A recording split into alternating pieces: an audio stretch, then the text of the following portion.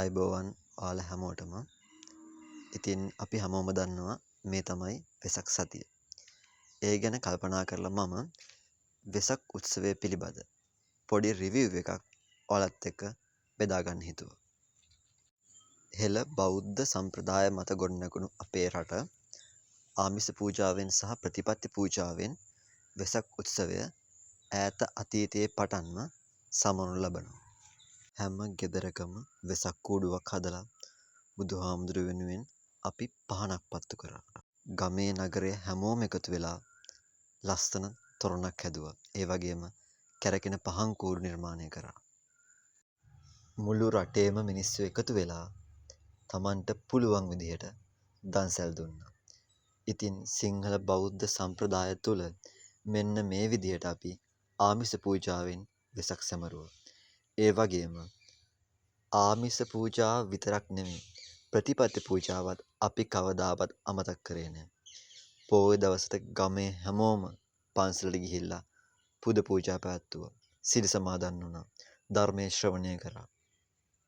සරලවම බුදුරජාන් වහන්සේ දේශනා කරපු ධර්ම මාර්ගය අනුගමනය කරමින් දානමාන ලබා දුන්නා.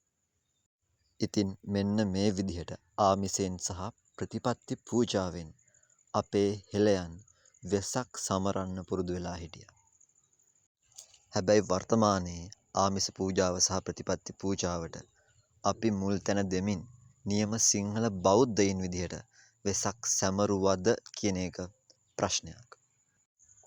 අද ගමේ පන්සල හිස් වෙලා හොල්මන් මන්දිරය ළඟ පොලිමේ මිනිස්සු බලන් ඉන්නවා. ඇත්තටම මේ රට යන්නේ කොතනටද කියන එක ප්‍රබල ප්‍රශ්නයක්.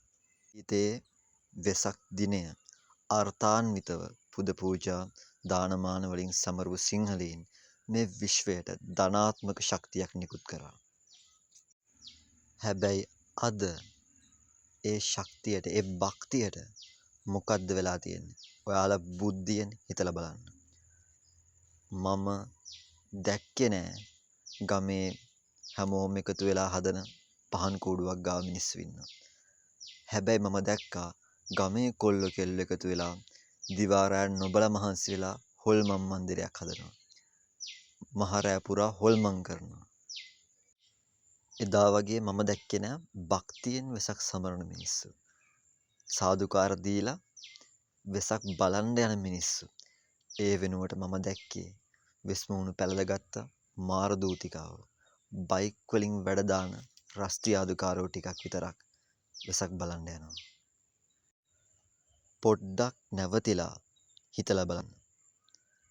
මුස්ලිම් මිනිස්සු, දමිළ මිනිස්සු, කතෝලික මිනිස්සු ඔවුන් තමන්ගේ ආගම කවදාවත් ආතල් එකක් කරගත්තේ නැහැ. ඔවුන් තමන්ගේ ආගම ආධ්‍යාත්මිකව ඒ දේවල් මහා භක්තියෙන් සැමරුවා. හැබැයි මේ නමට සිංහල බෞද්ධ කියාගන්න සමහරක් මොකද්ද කරන්නේ? වෙසක් උත්සවයත් ආතල් එකක් කරගෙන ඒ උතුම් වූ පොහොය දවසේ මේ විශ්වයට ඍණාත්මක ශක්තියක් ඔවුන් හරහා නිකුත් වෙනවා. ඒ තුලින් අපේ රටට සිද්ධ වෙන්නේ ලොකු බරපතල හානියක් කියලා වග කිව යුත්තන්ට ඇස්කම් පේන්නේ නැත්තේ ඇයි කියන එකත් ප්‍රශ්නයක්. වෙසක් එකම සංදර්ශනයක් බිස්නස් එකක් කරගෙන මිනිස්සු නොමග යවන විදිහ මම ඇස් පනා පිට මේ දවස්වල දකිනවා. අපි ජාතියක් විදිහට දේශපාලකයින්ට විතරක් බැනලා රටක් හදන්න බෑ. අපේ රටේ ජීවත් වෙන මිනිස්සු වෙනස් වෙන්න ඕනේ. ඔවුන් හිතන පතන විදිහ වෙනස් වෙන්න ඕනේ. ඔවුන් තමන්ගේ උතුම් වූ ආගමික උත්සවයක් ආතල් එකක් කරගෙන ජීවිතේ විඳින්න හදනවා නම් හිතන්න ඔයාලට ගොඩක් වැරදිලා.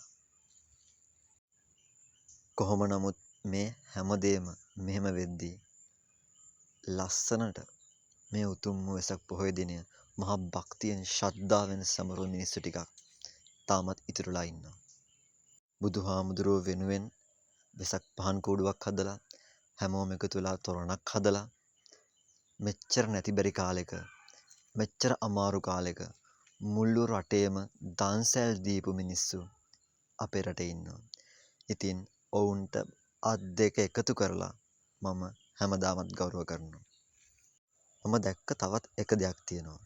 ගොඩක් අය හිතනවා බණ අහන්න ඕනේ වයසට ගියාම. හැබැයි වෙසක් පොහොය දවසේ තරුණ තරුණියෝ සිල් අරගෙන බණ අහන විදිය මම දැක්කා. ඉතින් ප්‍රතිපත්තියෙන් ධර්මය රකින්නවුන්ට මගේ ගෞරවය. දැන්වත් වෙනස් වෙමු. නමට සිංහල බෞද්ධ නොවේ ප්‍රතිපත්තියෙන් සිංහල බෞද්ධ වෙන්න.